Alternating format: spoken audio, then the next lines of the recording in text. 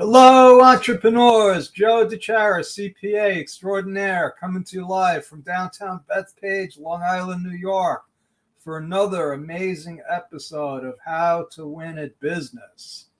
And today, if and every day, if you're watching live, give me a hashtag live in Facebook. If you're watching the replay, give me a hashtag replay.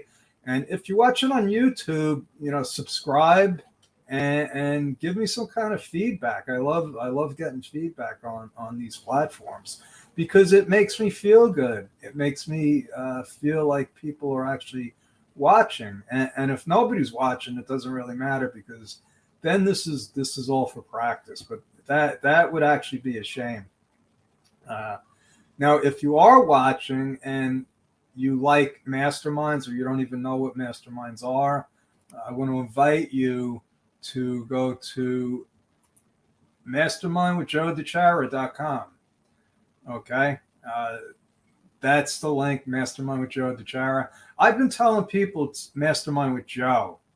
I forgot DeChara. So if you're one of those people, you're going to Mastermind with Joe, let me see if that's even a site. Let's try it now because now I'm curious.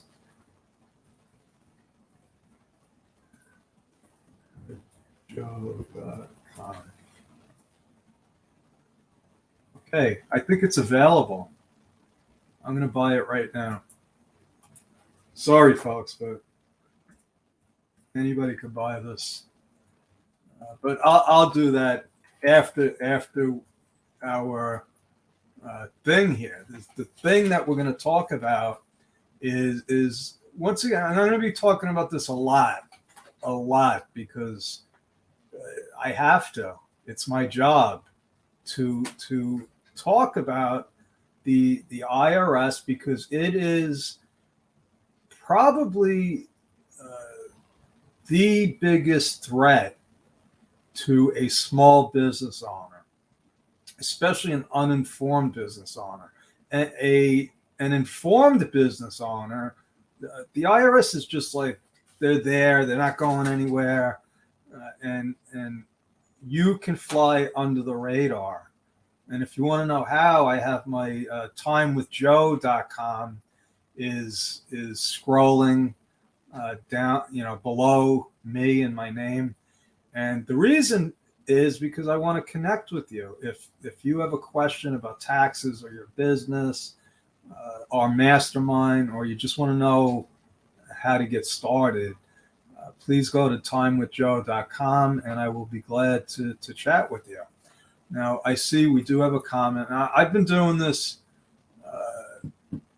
for a while, and just recently I found out that there's a button up here that says comments, and when the number pops up, I can see it. So I don't know. A lot of times it just says Facebook user. I don't know how to go into Facebook and see I'm not that. It's one of the things that I'm not good at, and I stay away from it. But this Facebook user, this was another thing that I figured out. You can click on the comments, and so somebody's making fun. I don't know who you are, but I will find you because after the episode, I go on Facebook and I see who's been stalking me, who has comments, who I want to be friends with, and hopefully either we're already friends or we're soon to be friends. So let me get this annoying banner out of the way because it's distracting. And over the rest of probably my life, unless something drastic happens, I'm going to be talking about the IRS, how to fly under the radar, how to deal with them, how to solve what might seem like a problem, a tax problem that you think may never be able to be fixed because maybe you tried to do it yourself. Maybe you hired somebody and it either only got worse, or it didn't get better, or it was just pushed off into the future because that's what a lot of people do that get into tax problems, and that's really not the way to approach it. And I'm going to be talking about all the different tricks and strategies that I've learned over 35-year career working with thousands of business owners, handling I don't know, hundreds and hundreds of tax audits of all kinds, mostly sole proprietors, and that tells you something. None of them were my clients. It was one of them was my client, and it was my first tax audit. It was a college buddy. We did a Facebook live on it, and it was basically because I wasn't a CPA. That's one strike against him. I think he made over 125 grand. That was another strike against him, because when you make that much money as a sole proprietor, you're a target. So I see we have another comment up here. It's Lay, my friend Lay, one of my favorite new clients, my favorite video guru. She's like popping out videos for us as fast as I can give them to her. So hi Lay. I ordered my new mic. As you could see, I don't have my headphones on. It's not because I can't wear them. It's because they stopped working. Another thing I learned about this stuff that we're doing, the Zoom meetings, the lives, all these videos, it requires technology. And I could plug stuff in. I'm not too bad at it. But when it breaks and it doesn't work, I'm lost. I go to Google. I go to Google for everything. But, I type in, how do you fix blah, blah, blah webcam? Because my webcam went out right before, and this happened like an hour and a half ago. I was going on a podcast. I was on the webcam before I was in a Zoom meeting, and it was working. Everything was working. I get out of that meeting and I go to the podcast, and nothing is working. My headphones. Now, so yeah, I unplugged everything. I restarted. Long story short, we persevered because I figured that my phone still had a microphone and a webcam and a camera. And I don't know if anybody even knew that I was on my phone. I'll find out when I see the replay. But, so it's kind of strange. My headphones still aren't working. I don't know if they're broken or it's another thing. But as far as I have a Logitech webcam, and I think when I bought it, it was top of the line. Now that was a couple of years ago. I thought that the webcam was broken. So I can't not have a webcam because I'm on video a lot, either in a meeting or doing a live or something. So I was going to go out. I was going to do my second 45-minute workout. That's right, Lay. I'm getting it done early because I don't know if you saw my post today. I'm learning. I'm almost done with my gallon of water. I got this and this. And don't worry about the plastic. I'm not using plastic like this anymore. I got a gallon water jug. I just got to get filtered water, and so I'll be saving the environment.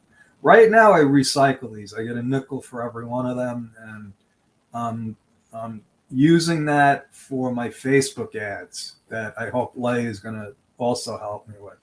Lay, why don't you put your contact info in the chat? That's your bonus for always following me. And so the solution, so I found the solution with the webcam, and I don't understand it. I downloaded their software. I downloaded the Logitech software, which I thought I had on my computer to begin with. It turns out it's not there, but it might not have ever been there because I bought this. I got this computer 2 years ago, and I bought the webcam actually maybe 5 years ago. That's how old it is. I think I got to upgrade it now.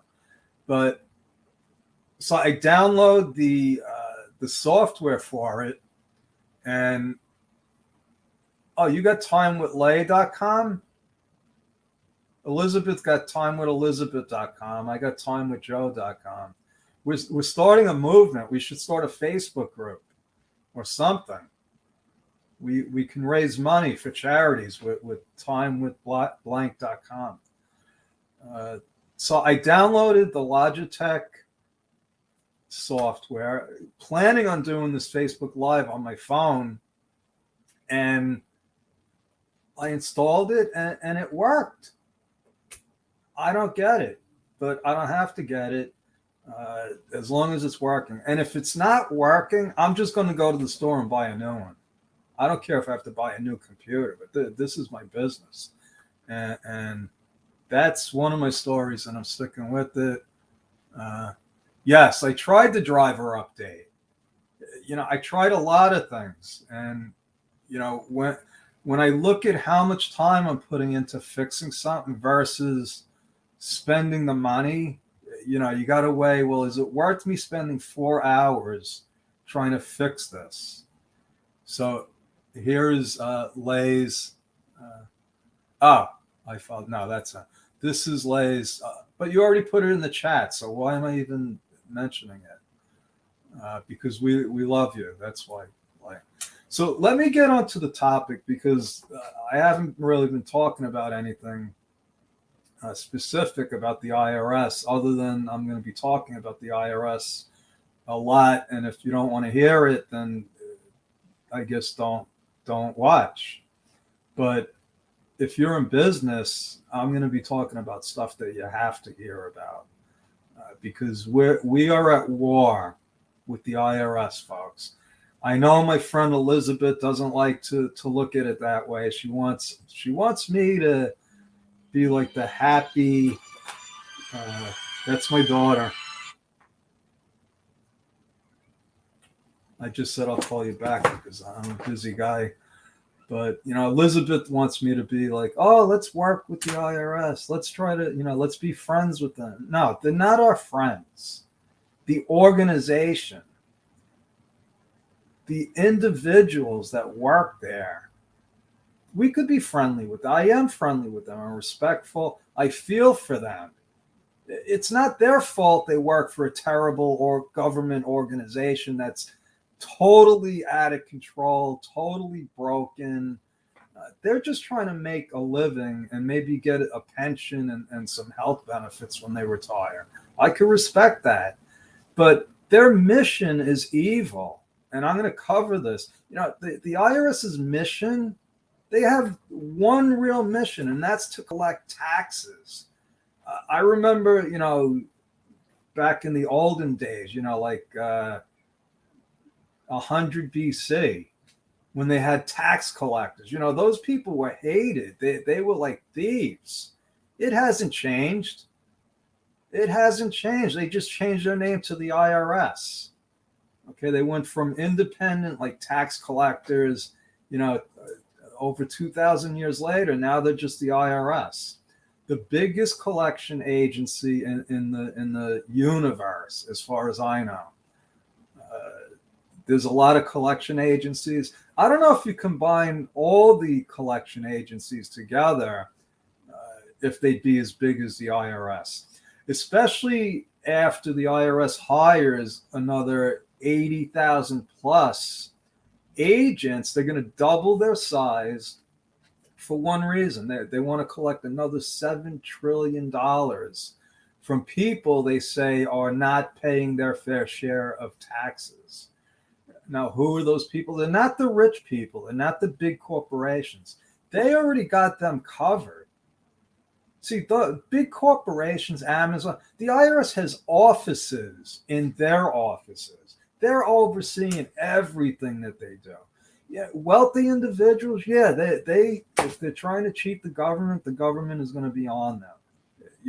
But they're a small percentage, a very small percentage of all of the taxpayers.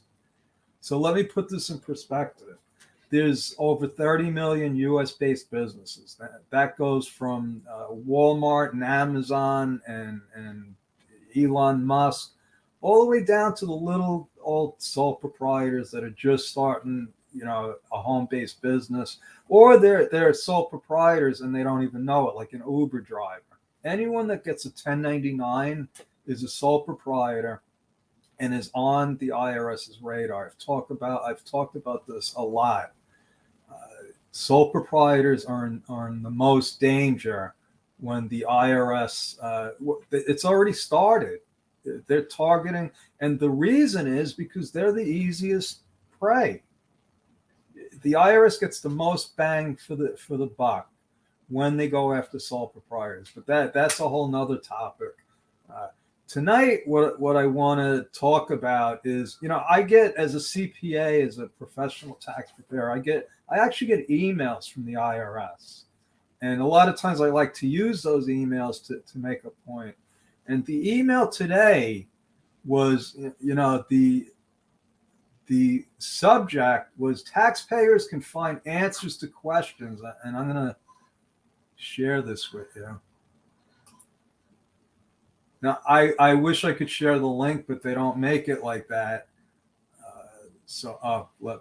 I almost didn't share it. I can't make it any bigger.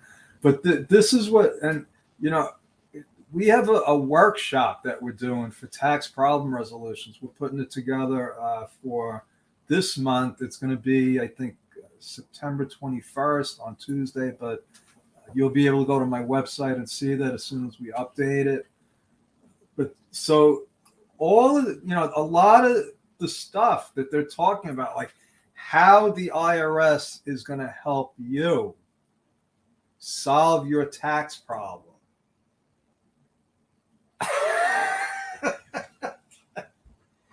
That's like, okay, where is it? That's like getting arrested and asking the police officer to defend you in court. Okay? That's like, what do they say? I don't even know if it's as bad as being your own attorney. If you do this on your own, and you'll be, I'm going to show you how to do some of this stuff on your own if you just can't afford to hire somebody like me, because that's the truth. A lot of people get into these problems because they already have financial difficulties. And a lot of the financial difficulties were caused by the IRS in the first place. So instead of sharing the email with you, I'm just going to go through some of the topics. So and I'm going to explain why you should not use the IRS to try. But they do have some tools and some resources that you need to be aware of, and let's cover them here. So the first one is they tell you about payment options. Now, I'll tell you right now, if you owe less than $10,000, it's really, really easy. You don't even have to talk to anybody from the IRS. You could just go on their website, you find, IRS payment options, or do what I do with all of my tax research. I just go to Google and I say, how do I make a payment plan if I owe less than $10,000? And it'll take it. It's amazing. Somebody was talking today about, it was one of my favorite podcasters, Andy Frisella, about, how long it takes to become successful. And it took him a long time, over 10 years. And he coaches people now in becoming successful. And he says it's a lot different now. You could start a business and be doing over 10 grand a month in 2 or 3 years because of the internet, social media. They didn't have that before. And now you can use it to solve your tax problems. When I started, I used to have to actually go to an IRS office. And that's another thing. A lot of things, and it goes for you and against you because the IRS is using the technology too. So first of all, they're using the AI, everything. They've been using that stuff, analytics, before there was even an internet or Google. So they're using their software, even though their systems are antiquated when it comes to customer service, answering the phones, access to information. But the collection stuff, they didn't miss a beat during COVID. they forgot or didn't know how to send out like 26 million tax refunds.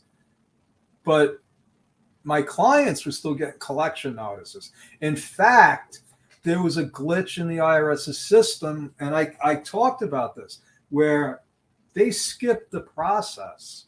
There's a process that has to happen when you owe the IRS money. First, they tell you you owe us money, even if you don't. Then 30 days later, you get what they call a 30-day letter, which says, hey, you owe us money, pay it. Then you get a 90-day letter, which is, oh, we're planning on levying your bank account unless you pay us or come up with a reason. And then you get a notice of intent to levy, which means any day now they're going to, and there's actually 2 notices of intent to levy. If you get, one with like some kind of secret code on top, that means they can take it anytime. A lot of times they send you a notice of intent to levy and they're giving you, a couple of weeks, 2 or 3 weeks to resolve it. And, that's very kind of them. But so if you owe them less than $10,000, you can easily make a payment plan online. Now, if you owe more, you have options. So my aunt used to work at the IRS. I've mentioned this, and she would try to help people take care of their situation, because a lot of times they would call and not even know what to ask or what they were supposed to do. So, a lot of times, if you can get through, you see, that's another thing. If you can get through to find out information from them, they may or may not give you the right information, because this is the truth when it comes to payment plans. They have guidelines, and that's what people have to understand. Guidelines are not the same as the law or what actually happens. Every situation has to be based on the facts and circumstances for that person. So sometimes there's, reasonable cause. There's reasons why they owe money, why they won't be able to pay. Maybe they qualify for an offer in compromise. The Taxpayer Bill of Rights also says that every taxpayer has the right to be represented. So that tells me that the agents that you're talking to have a responsibility to say, you could have a CPA, tax attorney, enrolled agent handle this for you. But I've never heard them say that. I never have asked a client I have asked clients that had to, before, because I would never let a client talk to the IRS. The ones that were unfortunate enough to have to talk to them never was told that they can get a representative. But that's on the Taxpayer Bill of Rights, which is published by the IRS. It's on the IRS website. So going to them to explore your payment options is a mistake. Maybe you qualify to have everything wiped off in an offer in compromise, or most of it, or some of it. Maybe you have interest and penalties that can be abated. Why would you want to pay something that you don't have to pay? Well, that's what happens. Now, they also have payment plans, and I'm going to end this with this because I have to go do my workout. And so, so you could go on the website and see what they have, because I send people here to set up their own IRS account, download their their transcripts, so they know what the IRS has on them, because a lot of times you don't even know, or there's a mistake in there. So, and like I said, when you go here, if you owe less than $10,000, you could easily make an installment agreement. And I think that's it for tonight, folks. I've gone on way too long, 25 minutes. I hope you had the time. If you watch this to the end, okay, and you email me your address, I am going to send you a brownie for as a reward for going through this. And I hope the sound is okay. If it's not, I already explained the technical difficulties. Lay, I have the professional mic coming. I think it's probably at my son's house right now. That's where I have my Amazon delivered, because I know that it won't be stolen from there. It's probably there. I'll pick it up tonight and I'll try to install it. And hopefully tomorrow we will have a whole new professional setup. All right. That's my story, folks. I'm sticking with it. Thank you for watching. I will be uploading this to YouTube. So if you're watching it on YouTube, it means that I was successful. So God bless, and I will see you soon. Thank you.